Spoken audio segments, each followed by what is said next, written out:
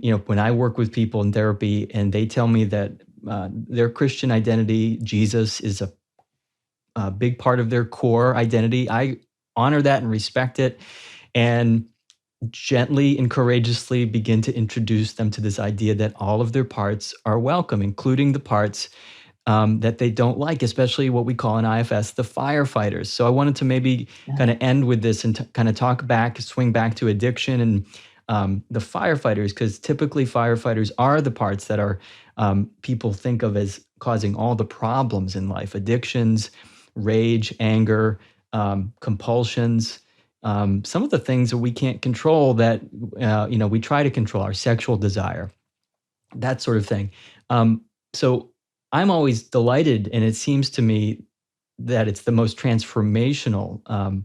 It's like this aha moment when, especially Christians, begin to really realize what I'm saying and what the process is teaching them. That actually, no, we're not saying we endorse doing all these things that in their extreme. We're saying, no, you can actually just be curious about them and stop fighting. Relax the fight.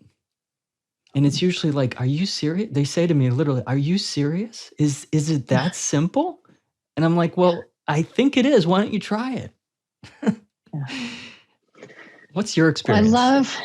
I love what you're saying. And what I think is so beautiful is that we often think that running to God for our help, that God will be our refuge and our strength and ever-present help in weakness, that means running to God over there.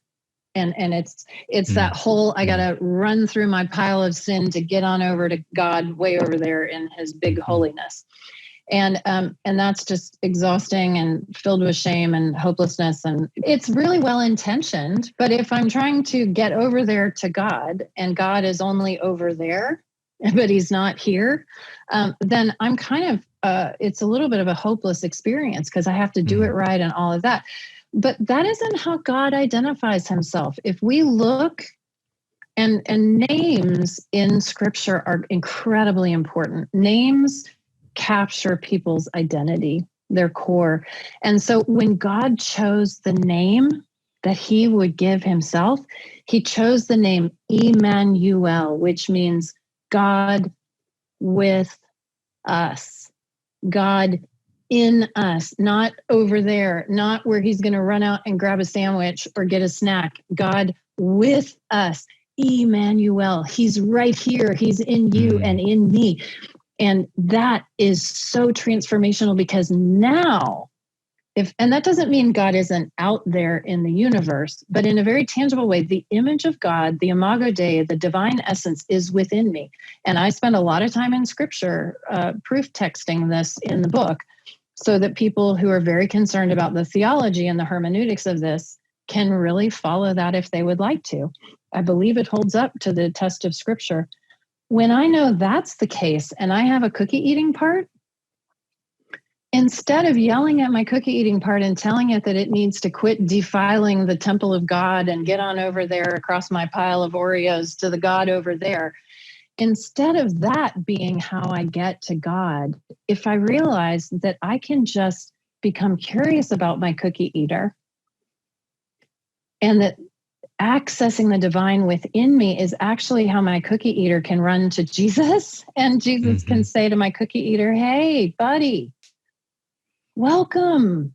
I see that you're up right now. There's something you're trying to help with. Would you tell me, where did you first learn how to try to help me in this way? Well, when you were 13 and nobody loved you and you figured out that eating ice cream after school could make it better for a little bit. Oh my goodness. And you've been trying to help me for that long? Oh, thank you. This is what running to Jesus looks like. This is actually where the transformation happens. And if you look in Scripture, this is exactly what Jesus did. Take the biggest, baddest firefighter, take adultery.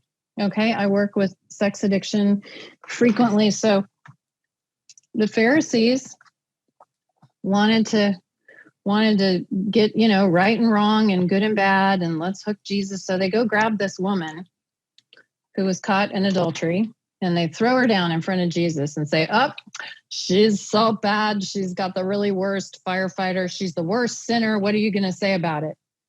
And Jesus says, oh, friends, he says, how about if you gently take a U-turn, which is an IFS principle, and look at what about her is evoking something in you?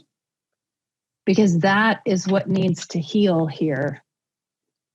It's your spiritualizer parts that want to kill her. He reached out to them. He reached out to them. And then he reached out to her. Mm-hmm. And he moved toward and said, where are they? Nobody's throwing the first stone. And you know what? Neither do I. Sweet one, I've seen you in all of your shame. I love you. Get up. Go and sin no more. I'm not throwing stones. He is a move toward and transform kind of God. And by bringing IFS to our inner parts, we are doing inside of ourselves what Jesus did outside of us. And that transforms our inner system so that we can bring that transformational, loving, move toward compassionate energy to the world outside of us. And that is the most powerful way that I personally know to actively and tangibly live out my faith journey, by bringing the God image within me to all of my parts and to the world outside of me.